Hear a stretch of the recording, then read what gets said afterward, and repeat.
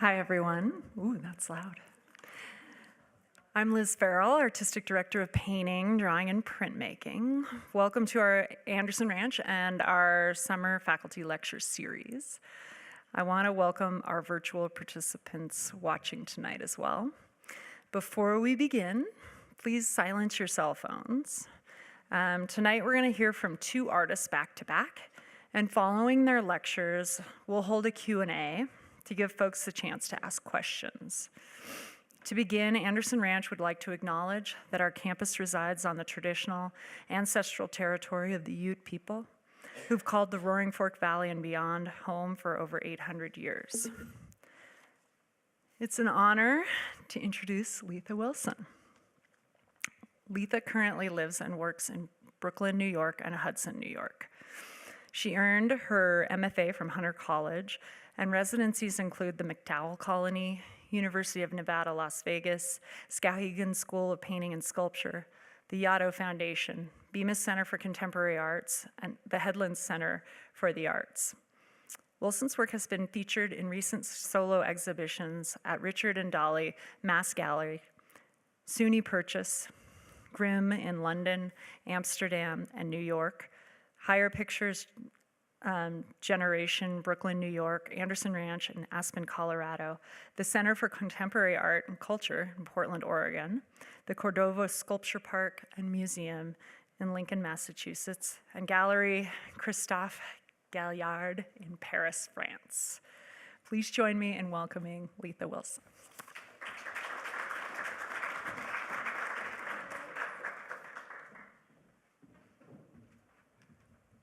Hi.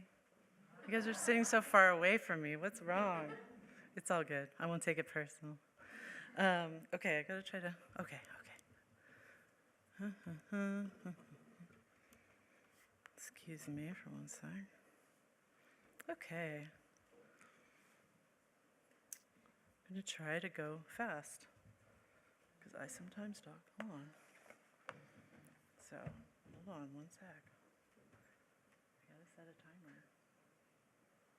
What if it beings? I think that's fine.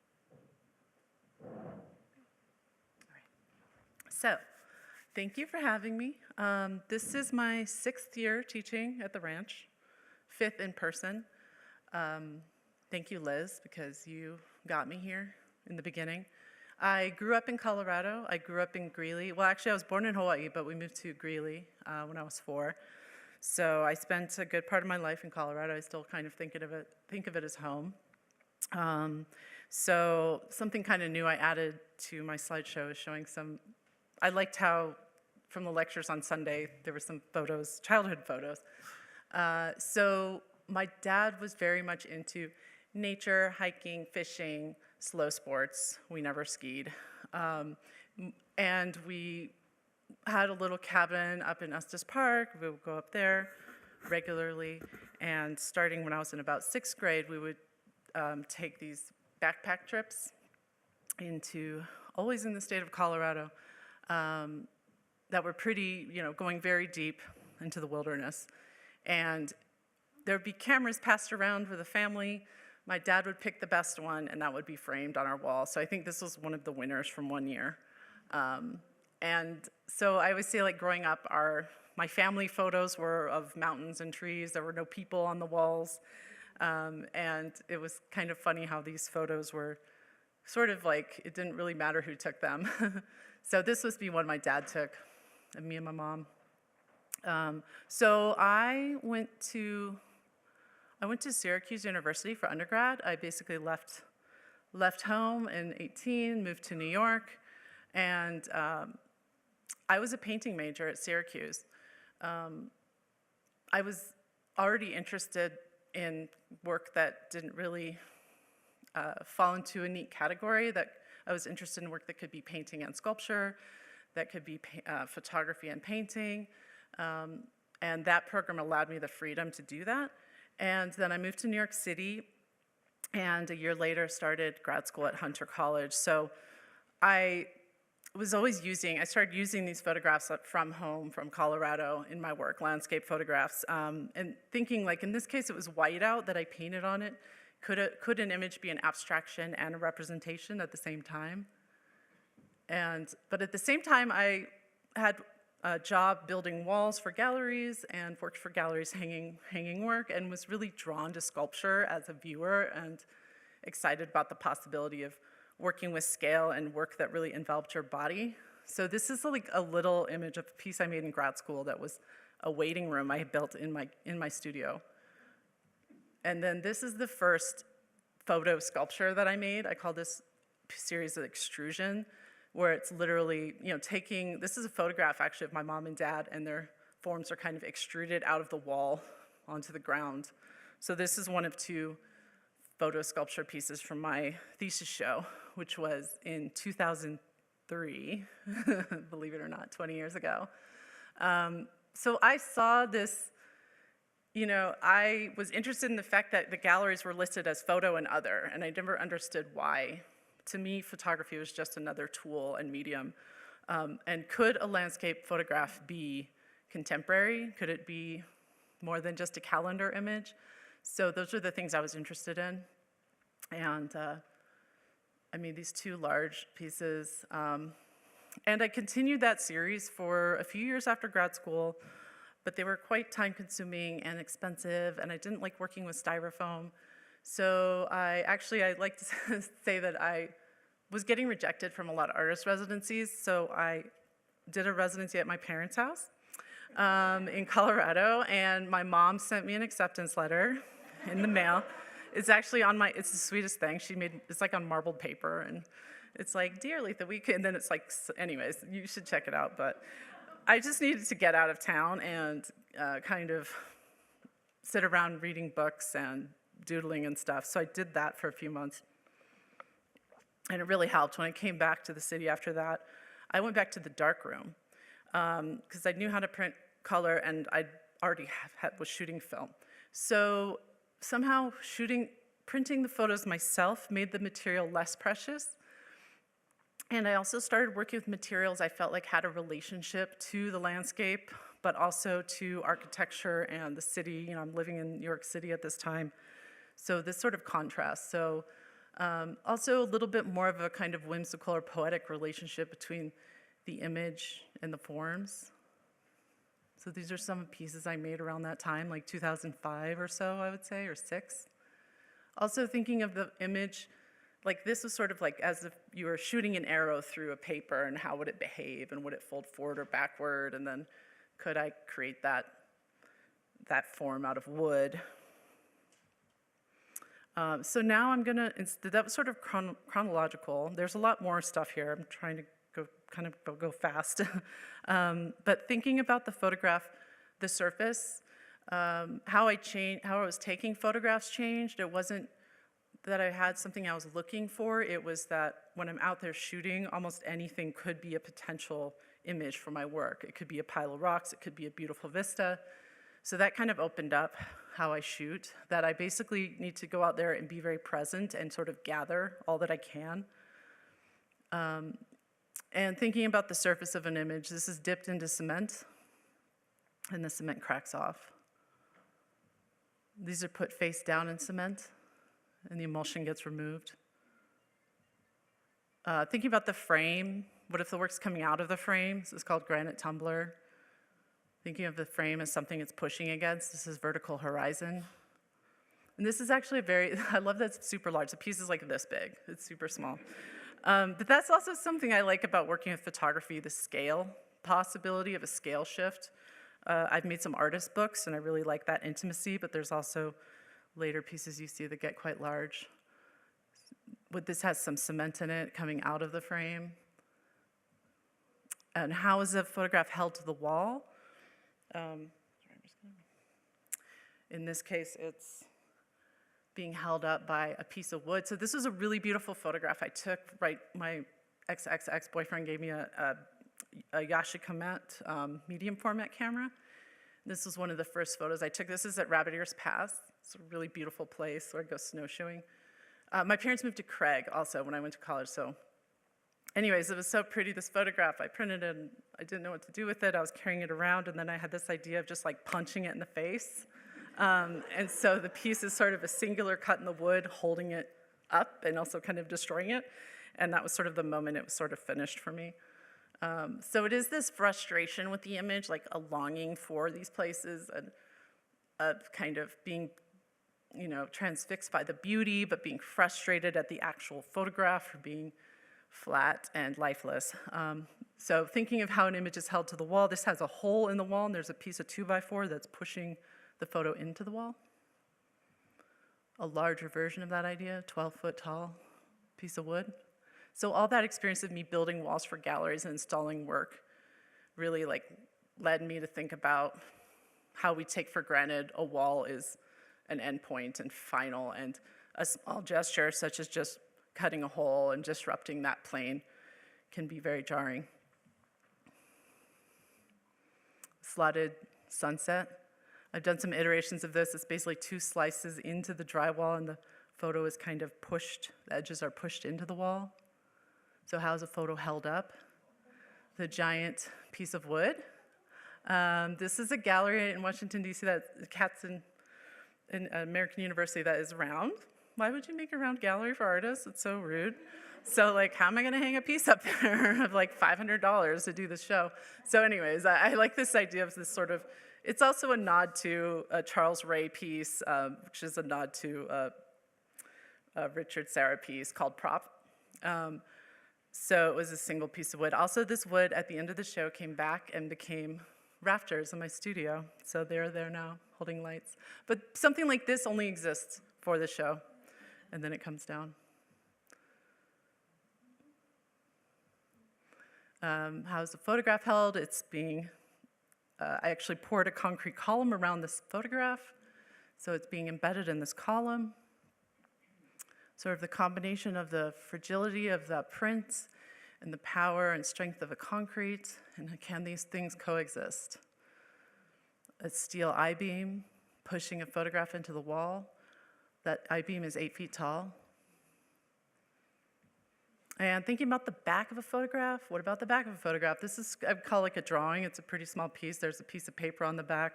So the little cutouts, those pieces fold towards you. So you can see the front, the back, and the wall at the same time. This was for a show where there was a hidden window in the gallery, so removing the drywall, cutting holes out of the drywall, and the light comes through. So something like that's very surprising.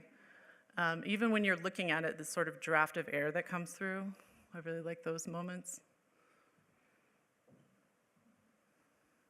These are some other ones. And for a show at Portland, again, where there's 2 hidden windows in this gallery.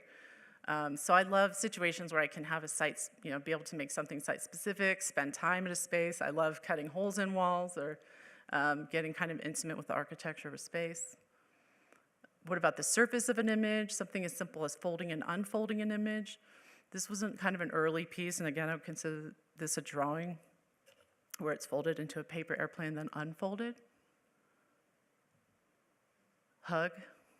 This is a photo I took at the Grand Tetons. My dad hated national parks and big parks, so we always had this sort of, I would go to his place if he spent just 1 or 2 days at these grand parks, because I'm still interested in these sort of iconic spaces, the Yellowstones, the Yosemites, that there's a reason why they're popular. So yeah, I still like to go to the big parks too. Something as simple as folding a photograph and how that changes the image. Or just sinking the horizon line in this. This is actually poured with solid concrete from behind, so it weighs about 300 pounds. And all the pieces are unique. So then this is UV printed, similar shape, but now it's UV printed on zinc. And depending on kind of where you're looking at this piece, the moon might be disappearing or emerging. That's a photo. So the nice thing, I've been able to go on these artist residencies to some amazing places. This is something I shot at the Headlands. So to be able to go have this as my kind of backyard for a few months is amazing. And my dad hated this piece. My dad, okay, so he's like, is it for the earthworms? He just didn't understand. I thought it was interesting that there's this beautiful image. You only see a corner of it, and it's kind of face down. but it frustrated him. So I kind of like. How strong is a photo? Can it hold concrete together? This is also a very small piece, probably 8 by 10. The rare human, there's a couple people in there, but there's hardly ever people in my pieces. Can it hold up the steel pipe? Can it hold up this steel pipe? Concrete, I started working with concrete in around 2009. I just thought it would be interesting. I don't know. I saw this artist who had made this piece with concrete that was so elegant and sort of organic, and I thought, well, maybe I should try. Yeah. So then I started pouring concrete onto photographs and frames as a mold. And they're also all C prints. The two materials work surprisingly well together, and the plastic from the C print is a resist to this. And there was a little accent there. Where's that little pointer thing? It's fine, I don't need it. That bright yellow thing, there's like a spot where the concrete fell off the piece, and the emulsion transferred onto the concrete. So that was like a happy accident. And from there, I started going down this road of, could I make that happen again? So these pieces have photograph inside, concrete, and then another photograph on the face that caused a transfer of the emulsion. So this piece was I bought a bunch of bags of concrete and did this thing, and then did not take very good notes that day. That was a mistake. So then I went to try to repeat this and spent a solid 6 months like testing the paper type, the concrete type, how much water, how long does it cure, so take good notes. It's like kind of being a mad scientist. So I've made probably over hundreds of pieces using concrete. It's also kind of interesting because all of this is analog, no digital at all. The photos are printed in the dark room. The concrete is poured in these wooden boxes. I don't even see the piece till it's done. So kind of trusting the process in the image. This is solid concrete. The form is created by pouring it onto photographs that I remove. This is the wave. That place is really cool. Another photo from the headlands.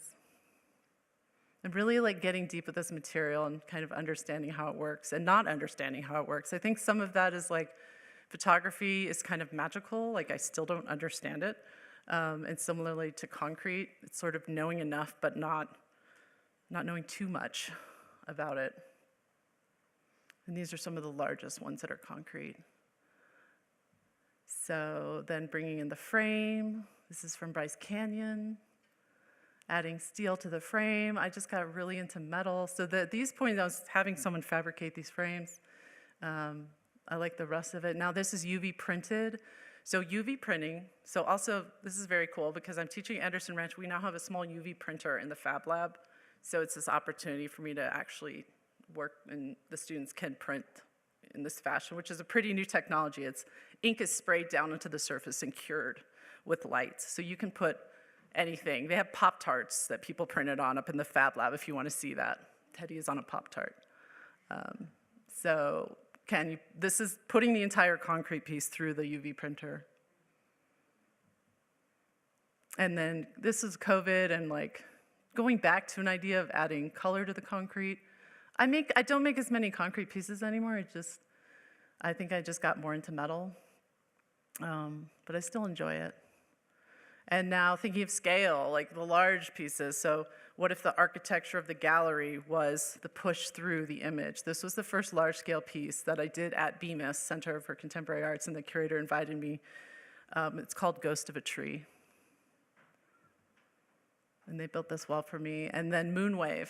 So wanting this image to kind of bend, and I had 3 or 4 weeks to install this show at Art in General, so that was very special, and I made many of the works on site. And this, again, was a piece that gets destroyed at the end.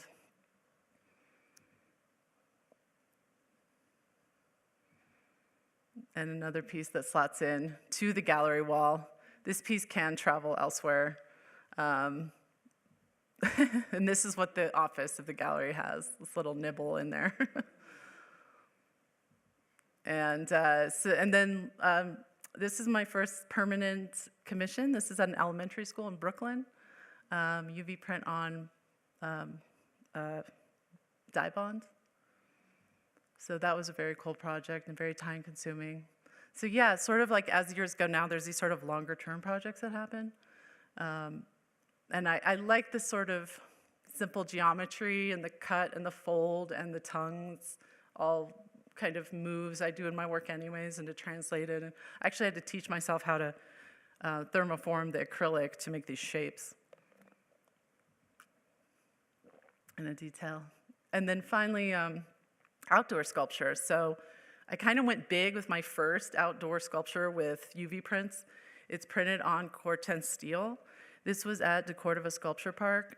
It is now in my backyard upstate. So if you ever come visit me outside near Hudson, it's pretty cool. Actually, I was a little dreading the day that we have to dig a pad and install this piece, but it's been very cool to watch the piece change and the Kunc steel continue to change, and the image too.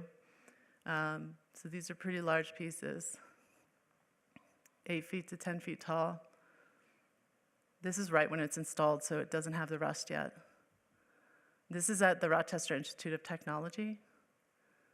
I love the conversation with that building behind it. And so when COVID happened, my husband got a job in Hartford, Connecticut, and there's this really amazing makerspace there. So Paul had an apartment there, and I basically took all these welding classes because I kind of knew, but I didn't know. And so it started a series of wall pieces. So basically, the steel is thin enough, I can bend it in the brake, weld them up, and it sort of opened up so I can like do, a lot of it myself too, which I really always enjoy, getting my hands dirty with the work. So these are a couple of those. And some smaller scale sculptures. So the welding, I'm literally welding after it's been printed. So this photograph is put on fire pretty much. So these are a couple views. I do love how in these sculptures, it's like there's so many different angles the piece can be seen from. There isn't really a front and a back. And the viewpoints. And adding some elements like brass with the steel. These are some more recent stuff, so I'll just show you a little. And then finally, or not totally finally, but this series I did actually for a show that opened in December of small folding pieces that hinge. They can be wall pieces, they can be flat pieces, they can be kind of both, like you can see when they're installed. I was really thinking of the book format, but I love this idea of like a stack of pieces that could be an entire show. Each piece could be dozens of different ways of being presented. So 1, 2, these are just a few versions of how this piece can live. And that the metal, the brass, the copper, the steel is just as important element of the work as the image.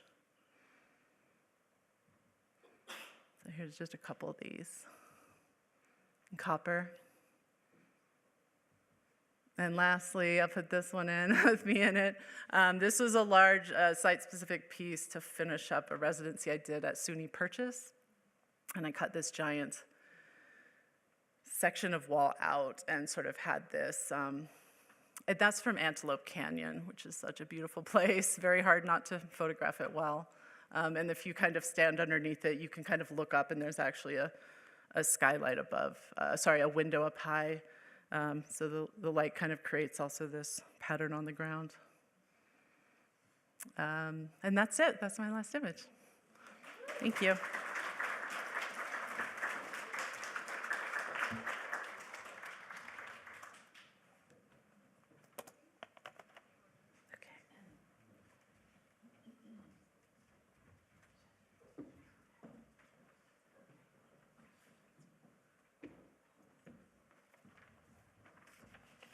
Thank you, Letha.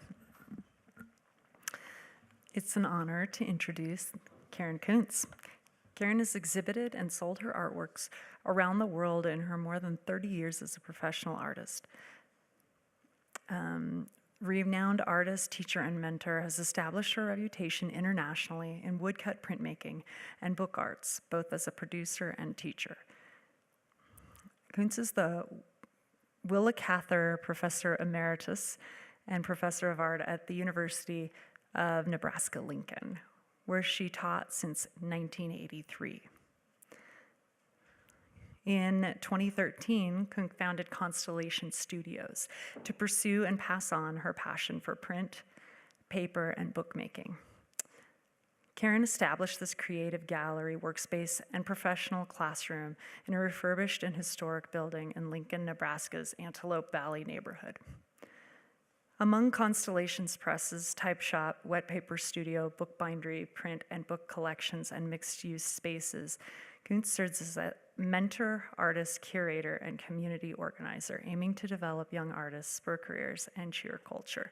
Please join me in welcoming Karen Kunc.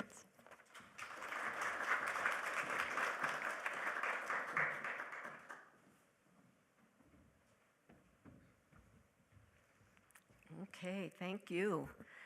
Thanks for being here tonight, and it's great to follow such a beautiful presentation. I'm going to go fast also, and I'm talking about the many streams of ideas that I've worked with over the years, and it's more than 30 years that I've been in the career, so the bio isn't updated.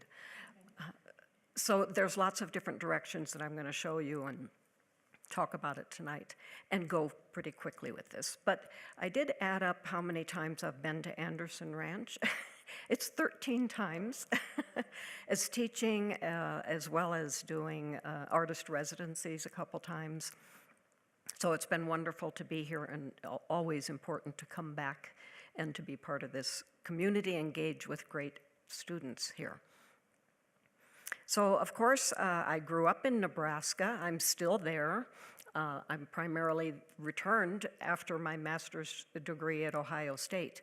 And Nebraska, there it is. You can see it's full of all the cliches that you can think about, the big wide open spaces and the horizon lines. And I'm there because of the university, but my family is still there. My father passed away in April, but my mother is 94, and we're still helping her and enjoying her creative activities yet too. But part of the family goal was to be grounded in our place. And that's why I was calling this kind of a sense of place, being from the center of everywhere, where we could take family vacations in the Vista Cruiser.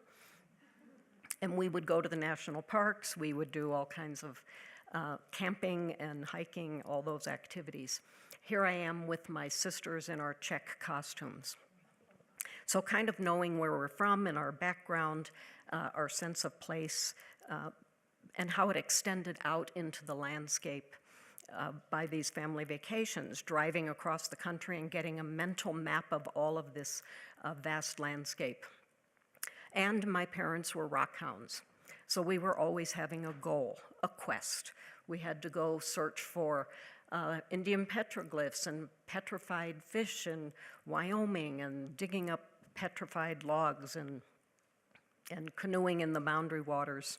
So all of those goals were always set in nature, and we would find something amazing like that were so beautiful I could never match it in my own art, which was sort of one of my goals, like the Mexican crazy lace agate that you see there. Those are so beautiful, and they're already evolved from nature. But I always knew I was going to be an artist, and my influence comes from the growing up of the 50s and the 60s, and thinking that we would be flying on spaceships by now. I did an art lesson class, that was kind of my reward, in 3rd grade.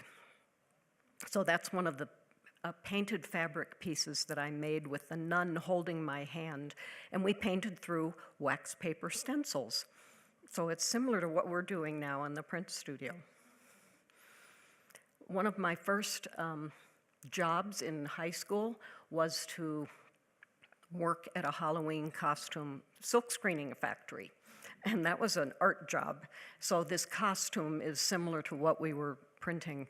And so I think all those influences from that time is what imprinted itself into my aesthetic, including the psychedelic things from the posters and the music scene of the wild 60s and 70s. and the modern design like you would see in patterns and fabrics. Some of the influences in our home were statues like that gazelle. We had Van Gogh books that I looked at and studied, and I stole a little Blessed Virgin Mary statue from a neighbor. And that was like one of my worst crimes. And I know why I did it, because it was so beautiful and such long, elegant lines.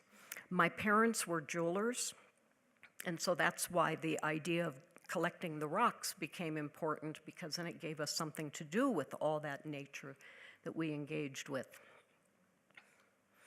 Here's a group of influences that I think of when I was a student. The modern artists, I'm definitely on the style of Matisse rather than the conceptual art.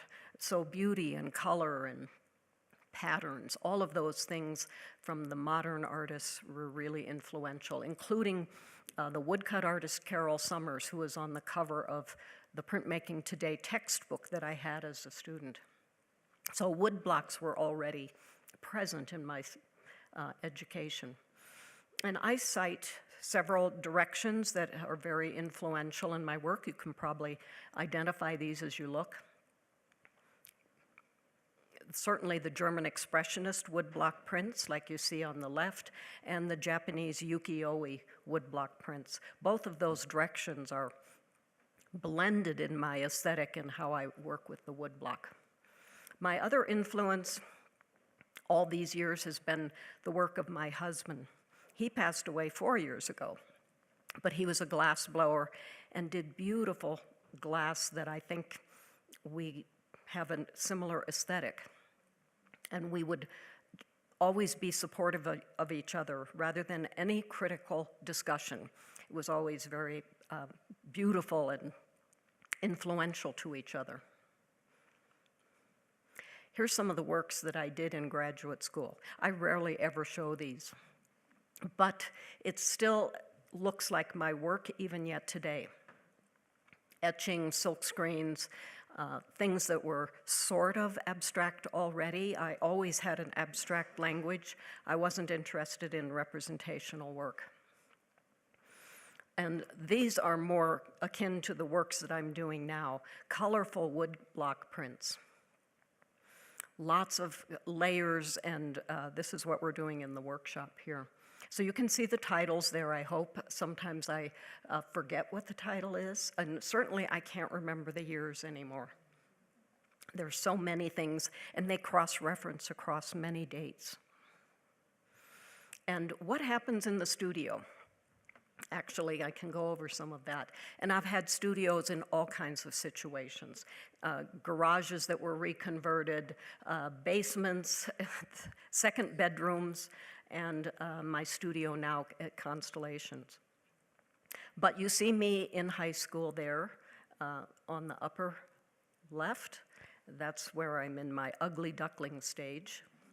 But that was a very important painting that I did in high school, and I still think it's a touchstone. The idea of the facets in the sky, breaking up the landscape into these pieces and puzzles.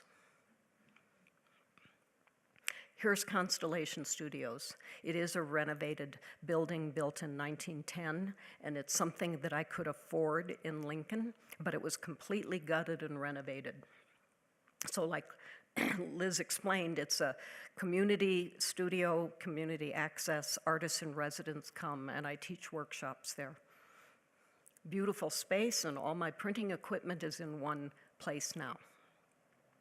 So what happens is I do carve on a wood block, and ink is put on the surface, often through a paper stencil, which you see in the upper right. That is a magical moment when you peel the print off. Lately, it's being called the reveal, and oodles of prints are shown being revealed on all the social media, and they get lots of looks. So I've only done it a couple times. But I usually make my wood blocks by carving a positive shape and then a negative block. Two different blocks are used, which you see on the left. So if it's carved away on one block, it's there on the other block. So in essence, I haven't carved anything away. I can go back and forth between the two blocks. Once the ink is on the block, then I manipulate the ink. I blend it with my fingers and smooth it out or wipe things away, and that becomes a way to engage actually with stuff I don't know that I'm going to do until the ink is actually right there. And I do a color reduction process.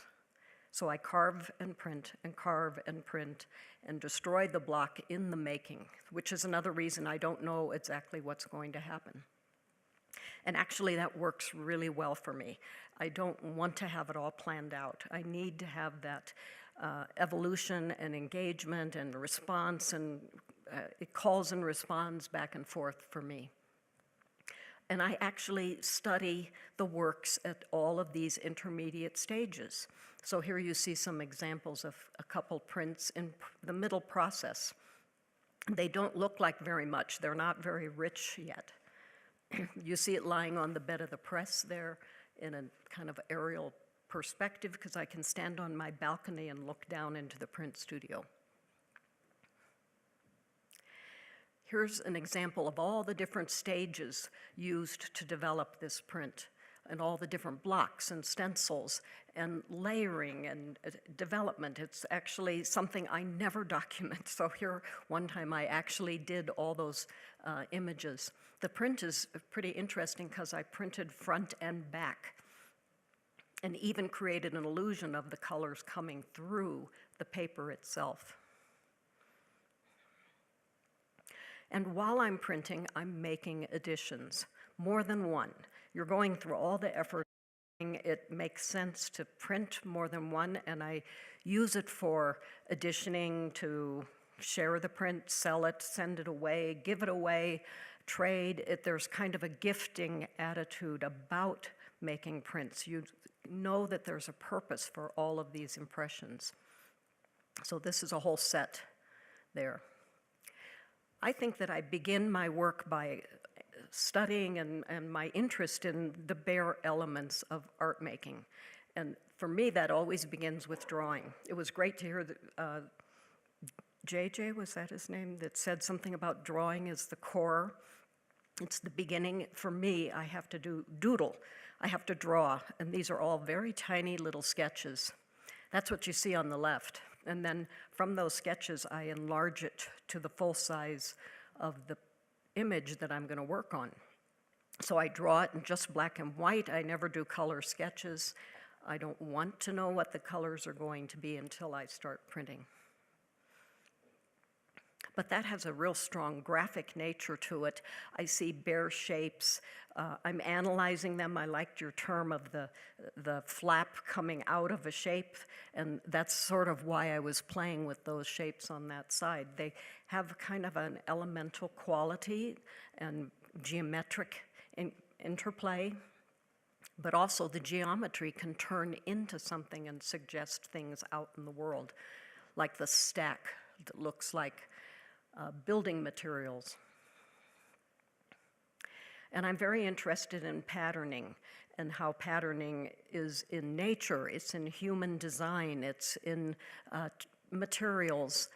I see it silhouetted all the time with the branches against the sky. And so actually winter is quite wonderful to see that graphic pattern that is just everywhere, even in the snow. So that patterning is how sometimes I'm dealing with thoughts about intangible, invisible things, like the print on the left is a visualization of music or sounds, crescendoing and retreating in different sizes in a pattern. Watery Realm is about water and the reeds along the Nile River. And I think that there's something really wonderful about making a print, in that I can be really spontaneous, like I'm describing an evolutionary, not knowing what I'm going to do, but the quality of printing creates a refinement itself. So I'm looking at how the detail is, and it captures beautifully the edges of the cut marks that I made so ruggedly and rough. And color is really important to me. I have to work in color. That's been a challenge ever since I was in high school, when my art teacher told my mother that I was a colorist. So what does that mean?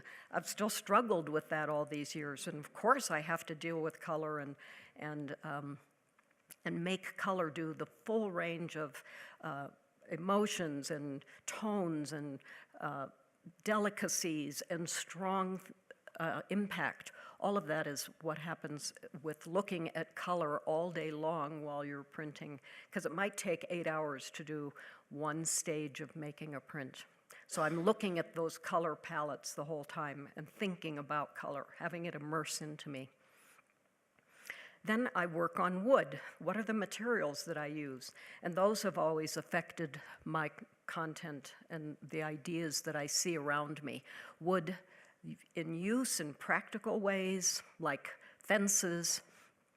This fence was found in western Nebraska, where there is no forest, of course. There's nothing there, there's only grass.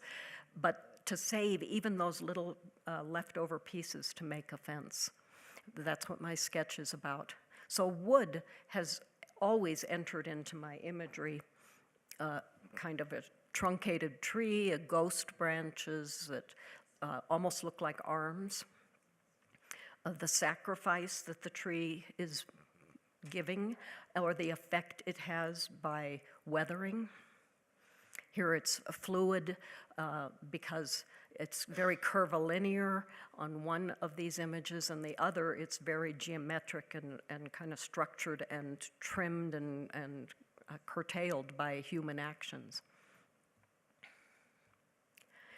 And actually then I'm interested in the idea, where can my imagery be on? What do I put my image on? Of course, I'm working on paper, but I'm interested recently, these are new works, I'm painting watercolors on wooden panels that are sewn together to make unique artist books. And paper then is the other material that's very significant, and I study all kinds of paper. I make my own paper, not enough ever to make editions for my editions, so I use Japanese papers, and the Japanese papers have all these different interesting characteristics and qualities, and they accept the ink so beautifully, and I honor that paper by not always covering it all up. I play a game with myself of the untouched areas. How does it work? Is just the paper pure, or what happens when I print on it? Those two differences become very interesting. So the paper on the right here is a Japanese paper called churi, and it has specks of bark in it. Here's another example of printing on something challenging. These postcards that I collected in Iceland with my imagery imposed on top. Now recently I've been exploring shibori dyeing with indigo, and I made the dye patterns on the Japanese paper and then printed imagery with stencils and watercolors, with hand coloring also. So these are very new, just recently. And here's a new work that is an artist's book done with etching, and it's full of patterns from designs that I drew on the etching plates and then recombined them and played with them and made a whole sequence that was really fun, with handmade paper for the first panels and the end panels. They have a text from a Kafka essay. So another aspect is the idea of space and the illusions of space and the kind of the confusion that can happen even in real life, of course. The one on the left is up at the top of Independence Pass a few years back, where you can't tell which is sky and which is water, and how they flip-flop back and forth, and that illusion and flattening of the space become really an interesting idea. And of course, the vast open space that I encounter in my landscape has always been really influential. But look at what happens out even in the farthest reaches are those plastic bags twisting in the wind. So here's prints from years past where I feel like I played that game of unprinted areas, working with an illusion of space, which is real, which is solid, which is sky, all faceted, and the empty spaces in twain are actually the white of the paper with just a little hint of shadow on it. Here's a recent work that's a collaboration with a paper maker who made paper with watermarks in it, and then I printed on it. And you actually get an engagement of the paper and the light itself with the printed image. So I'm, of course, an art-educated artist. I've been very interested in several streams of art history, including illuminated manuscripts and the history of decoration. And I love these old manuscripts and incunabula works. It kind of has always led me to doing my own artist books. I'm not a writer, but I do write all the time for my titles of work. And so that is translated into the essence, just like a poem. But then I also work with poetry that I find and I read or I've commissioned from a poet themselves and use that with letterpress printing. So I think of it as the same way that there's all kinds of symbology out there that are communicating in many different ways of words or text, including seismic readings from the volcanoes in Hawaii, or the reeds that are the maps used by the South Sea Islanders. And look at all the other ways of communication now that are also invisible, the microwaves that are going everywhere, and how do our phones work? There's still a form of communication that is transforming our culture and ourselves and our evolution right now, just as it has in the past with all other kinds of symbols. So those ideas really resonate with the abstractions that I'm evolving and thinking of them as some kind of a communicative device as well. I like on this work, the printing on front and back actually has an engagement. And some of the prints end up suggesting book structures and sequence, and some of the books are meant to be like a miniature exhibition that is portable and you can carry it in your pocket and it unfolds, and it's a book, but it's also not as thick as a book where you have so many pages that you have to fill out. So the accordion structure is really ideal for me. I spent a sabbatical a few years back going to the libraries in Washington, D.C., the Library of Congress and Smithsonian Institution, and looking at examples and making sketches and being influenced by the history of technology done from the incunabula works, which means the cradle of printing. And incunabula works are made in the 100 years after Gutenberg. So those amazing books that you can look at in the library, they don't even make you wear gloves, but you have to request them and you can study them, including the one that has the drawings of the moon from Galileo. So I loved looking at all that information and making sketches from it and drawing, and that led to a series of prints that I was calling volumina. So you can see associations of a glass distilling vessel, building blocks. A lot of those incunabula works had war machinery, how they were transmitting that information to each other back then. Fortifications and botanicals. So I was really having fun making prints in various ways where I finished a print, but I also kept some of the prints out as unique monoprints. So I'm very interested in the idea of transformation, and I think at my stage of life, recently have been encountering a lot of transformations of my life and other people's lives. We all know that in this time, but it's sort of what happens in nature too. The dramatic instance of tornadoes ruining things. Now we hear every day of some other natural disaster that's happening somewhere, and it can happen in a moment. We're all vulnerable to these ideas. Is it environmental concerns? Is it about really how the world has been built? Such as this series that's kind of about the stuff of life. How did it happen from the ooze? The beginnings, water and smoke, and what kind of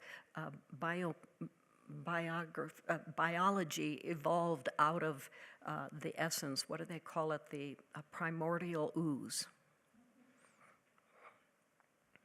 Here's some of the prints I've done recently that are really very large. They're 75 inches tall and 25 inches wide. And Coral Sanctuary, I'm thinking of the bleaching of the corals and how do we save those, and there's been recent talk about that. So a lot of the daily stories that we're hearing in the news start filtering in while I'm working on something, because it takes weeks to make some of these prints at times, and then that embeds itself in the content. These are recent prints too. Is it the transformation of the environment, the tendency of life to change at any moment? What happens and what's precious at this exact time? The last comments I can make here is about the idea of presence and human presence on the earth. And that's always been something. You can go back to the Roman times. On the left are these votive offerings that were thrown into the sacred wells in Roman era shrines. And of course, this stack of rocks was on the beach in Hawaii, a remote beach, but somebody was there. And maybe we all have this notion where we have to make something to leave our presence. Am I doing that as an artist? Is that our artist role? I'm thinking of that with this evocations, where there's images of hands that are shaping and pulling and twisting raw material. What are those materials even? It could be clay. It could be the stuff of life.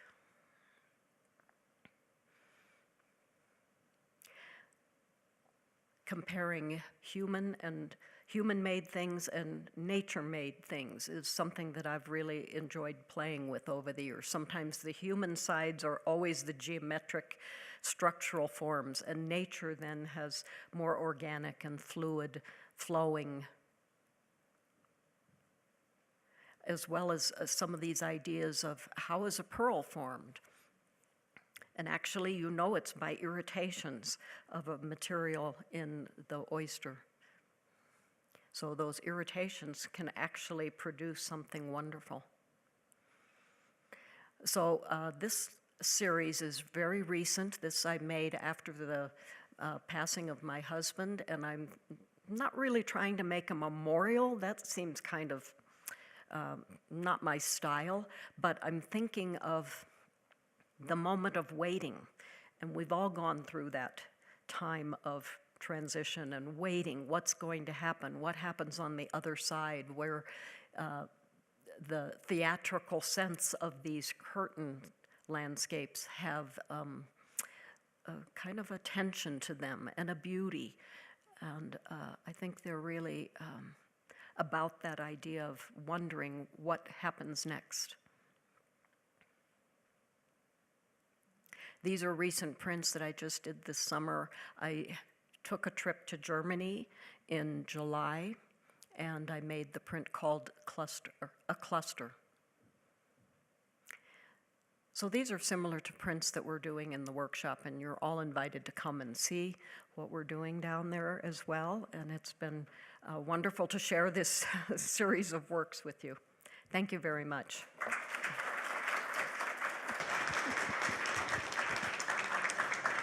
Okay, thank you, everyone. We're gonna do a little Q&A. We're gonna get some chairs up here on the stage and have Letha and Karen sit up there so that our virtual participants can hear you.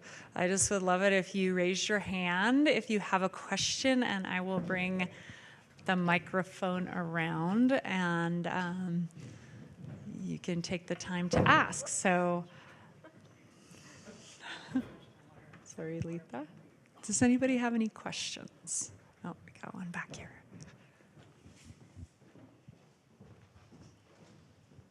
Thanks. Hey, Karen. I was just wondering if you could talk a little bit about how you feel your work coincides with German Expressionism and ukiyo-e, like what specific things? With German Expressionist, And with ukiyo-e. the ukiyo-e. Is this on? Good. The German Expressionist side is the rugged, raw carving that can happen on the wood block. And I usually like to say that I'm not a craftsman at it. I'm not very skilled even. And so there's a ruggedness and a rawness that I identify with the German Expressionists that chose woodblock printing deliberately for that raw use of it. The raw use of that material, its honesty, its ruggedness. So I think I have that way that I carve, but I also aspire to being as elegant as the ukiyo-e Japanese woodblock prints. And they almost have a perfection because they were done by professionals. Am I a professional? Well, after all these years, yeah, I think I am. I'm even a master of my own printing.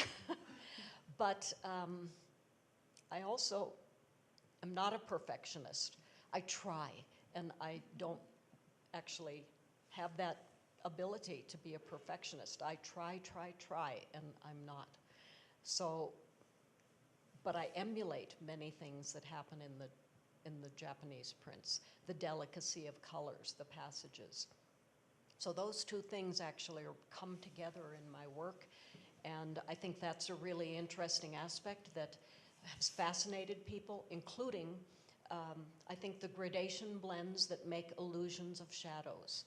And I think as soon as I started doing that when I was starting out, it made a huge splash.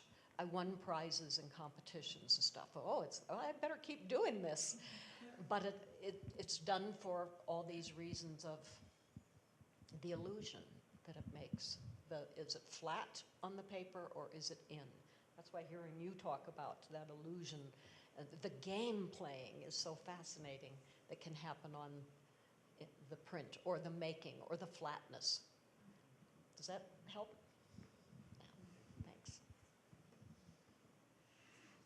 Letha, I have a question for you. I've always thought your work, it has a lot of elegance in the way that you disrupt photographs. But I'm wondering about if you can talk about times where maybe pieces that we're not seeing, that maybe you were like, okay, this went too far, this is too messy now, or this lost its sort of, there's a certain fluidity and grace to the way that you merge materials. And I'm wondering about that, and then I'm gonna add another question that sort of goes with that. I always also thought of your work as somewhat playful, and I still do, although when you talked about punching a photograph in the face, I was thinking about like a sense of rebellion as well, and maybe even like, not to get too like psychoanalysis, but you were talking about your father and sort of his, sort of the construct of the photograph, the family photograph in nature, and kind of like punching that a little bit in the face as a way of kind of blowing that up and changing that and making it your own. And I know that's two questions in one, but could you talk about those things? Yes. The first one, I think what you're saying is, I mean, I know that in some of the works, especially ones I don't have control over, like the concrete, I just have to make more than enough because I don't really know what's going to happen. So I just kind of plan on making a lot and then getting better over the time of understanding how it might behave. But it is a little bit of a control and loss of control. And yes, what you're seeing is sort of a selection, but I don't know. I think a lot of times when I'm working, it's scary because it's risky, and I have this print, and then I like put it in a machine, and oh my God. So then I have to sort of be like, at a certain point, it is what it is. What happens is part of it, and release it, and kind of, you know, walk a thin line of it being okay.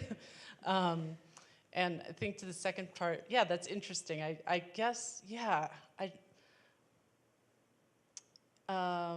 yeah, because my dad and I like, he actually, I think, finally, like, got my art, maybe, but it took so long for me to, like, he was, like, get really mad at, like, Malevich or, like, the white painting. He was, like, pissed. Like, sorry, Ren, I didn't mean to say a bad word, but we would get in these arguments about art, because he thought art should be a realistic representation, and if you could paint a horse that looks like a horse, that means you're a good artist, and that's success, and that's what I grew up learning. And so I had to explain there was different, you know, there's a history of ideas, and like artists are always wanting to push boundaries. And for me, it's like, yeah, I mean, I think all of us like want to find new ways of making work in a long history.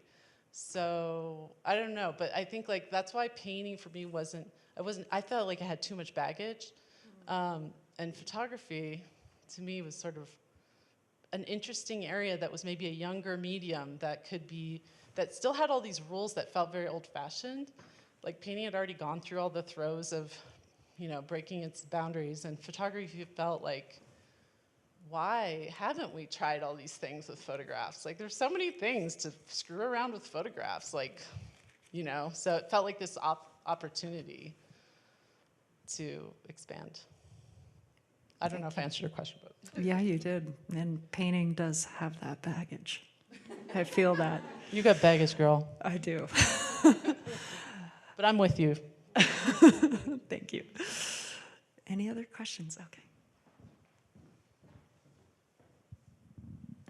Thank you both for your lectures. Beautiful work. Letha, kind of on the back of that question, what I was struck by was that the photographs in particular are disrupted, but also destroyed in the making.